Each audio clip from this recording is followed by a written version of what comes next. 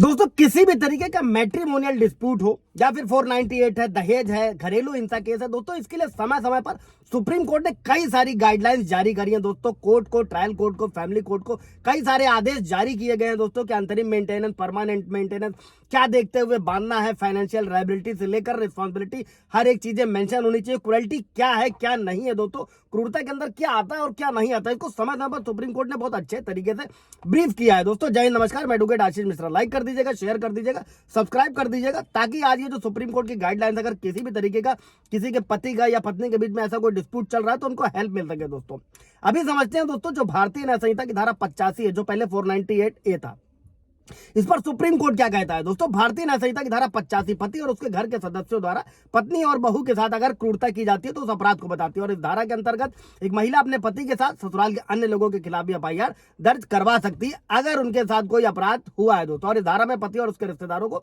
3 साल तक की जेल का प्रावधान है। और कोई भी पीड़ित महिला जो भी संबंधित थाना क्षेत्र है उसमें अपराध की सूचना पुलिस अधिकारियों को दे सकती है, किसी भी निकटतम थाने में दे सकती है। दोस्तों अनेक मामलों में यह देखा गया है कि इस धारा का दुरुपयोग किया जा रहा है, मिसयूज किया जा रहा है, और कई सारी शिकायतें इस धारा से संबंधित भारत के सुप्रीम कोर्ट के सामने भी गई। और यह धारा महिलाओं के लिए एक हथियार के रूप में इस्तेमाल होने वाली धारा बनकर रहेगी। और कानून का अर्थ किसी प्रकार से बदला लेना या फिर कोई सौदेबाजी करना नहीं है दोस्तों। इस धारा के मामले में देखा गया है कि पहले पुलिस थाने से इस धारा का केस दर्ज करवा दिया जाता है, फिर सौदेबाजी की जाती है, सौदेबाजी के माध्यम से पति और उसके परिवार वालों को फंसाया जाता है और कोर्ट से हटवा भी दिया जाता है, और मामले के मुख्य गवाह पुलिस की कहानी से मुखर भी जाते हैं बाद में। और इस संबंध में सुप्रीम कोर्ट ने भी ये टिप्पणी करी थी कि धारा 85 सौदेबाजी का गढ़ बन चुका है और इस धारा में परिवर्तन किए जाने की भी आवश्यकता है। एक जजमेंट ही बताता हूं दोस्तों, सुप्रीम कोर्ट ने कहकसा कौसर बनाम स्टेट ऑफ बिहार के मामले में सुप्रीम कोर्ट ने धारा 85 जो पहले 498A थी, इसी के मामले में टिप्पणी करी थी। और इस टिप्पणी के बाद एक खबर फैला दी गई थी कि 498 भारत ने असंवैधानिक करार दे दिया है, जबकि ये बात पूरी तरह से गलत है। 498 सुप्रीम कोर्ट ने किसी भी तरीके से समाप्त नहीं किया है, बस इस धारा में केवल कुछ सुधार करने के दिशा निर्देश जारी करे। और सुप्रीम कोर्ट के शब्दों को अगर साधारण भाषा में समझा जाए दोस्तों, आसान भाषा में, तो सुप्रीम कोर्ट ने कुछ यूं कहा है कि क्रूरता के मामले में जनरलाइज क्रूरता का जो केसेस है या मामला है, इनको जनरलाइज नहीं किया जा सकता। अगर किसी पीड़ित के साथ क्रूरता हुई है तो स्पष्ट रूप से क्रूरता करने वाले व्यक्तियों के जो भी संबंध में उल्लेख करना होगा दोस्तों। और 498 के मामले में पीड़ित महिला थाने जाकर केवल ये कह भर देती है कि उसके साथ पति और उसके ससुराल वाले क्रूरता कर रहे हैं, और ऐसी क्रूरता के आधार पर ही 498 का मुकदमा दर्ज किया जाता है दोस्तों। जबकि इससे पहले जरूरी है दोस्तों कि क्रूरता के अर्थ को समझा जाए कि मानसिक और शारीरिक क्रूरता कब हुई, किस व्यक्ति द्वारा कारित की गई, इसका भी उल्लेख डिटेल होना चाहिए एफआईआर में दोस्तों। अगर आपका भी कोई केस ऐसा है तो इस वीडियो को समझते रहिएगा और अप्लाई जरूर करिएगा, तो आपके काम आने वाला सवाल जो आप कमेंट में पूछेगा क्लियर कर दिया जाएगा। और इसी तरीके से शारीरिक क्रूरता है।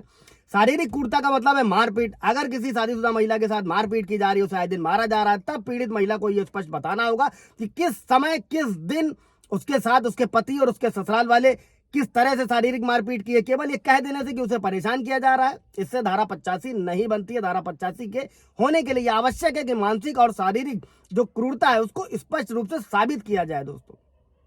अच्छा, क्रूरता होती क्या है दोस्तों, इसके संबंध में सुप्रीम कोर्ट ने इससे पहले कई सारे डिसीजन दिए हैं कि क्रूरता का असल अर्थ क्या है। दहेज की मांग क्रूरता है, मारपीट करना क्रूरता है, किसी महिला को उसके रंग रूप के संबंध में बार बार टिप्पणी करना क्रूरता है, किसी महिला की जाति के संबंध में टिप्पणी करना क्रूरता है, उसके साथ गाली गलौज करना क्रूरता है दोस्तों। अगर किसी महिला के साथ कभी भी कोई क्रूरता हुई है तो उसे स्पष्ट रूप से ये बताना होता है दोस्तों, इन सारी चीजों डिटेल में देना होता है। और अगर एक महिला को किसी दिन उसकी सास द्वारा उसके रंग रूप के संबंध में कुछ कहा गया हो, उस समय उस स्थान का उल्लेख भी होना चाहिए दोस्तों। और ऐसा कहने के बाद अगर उस महिला के साथ उसका पति शारीरिक रूप से मारपीट करता है, तब उस मारपीट के लिए किए जाने का समय भी डिटेल में भरा जाना चाहिए, दिया जाना चाहिए। और कुछ यूं समझा जाए कि अगर किसी सामान्य व्यक्ति के साथ मारपीट की जाती है दोस्तों, तब उसे केवल मारपीट माना जाता है। लेकिन जब किसी एक महिला के साथ मारपीट की जाती है तो ऐसी मारपीट को उसके पति और उसके पति के रिश्तेदारों द्वारा क्रूरता से परिभाषित किया गया, तभी इसे धारा 85 के तहत क्रूरता माना जाता है। और फिर ये सामान्य मारपीट नहीं होगी दोस्तों, बल्कि पति और उसके रिश्तेदारों द्वारा मारपीट होगी, जिसे क्रूरता की श्रेणी में रखा जाएगा। यह है क्रुएल्टी। ऐसे चलते हैं मुकदमे, ऐसे बढ़ते आगे, और झूठे लगा देने से सालों साल दोनों पक्षों का सिर्फ और सिर्फ नुकसान ही होता है, किसी को कुछ हासिल नहीं होता है। बल्कि कई सारे ऐसे भी जजमेंट है जिसमें पत्नी और उसके घर वालों को मुआवजा भी देना पड़ा है। कोई सवाल जवाब होगा दोस्तों पूछेगा। Thank you.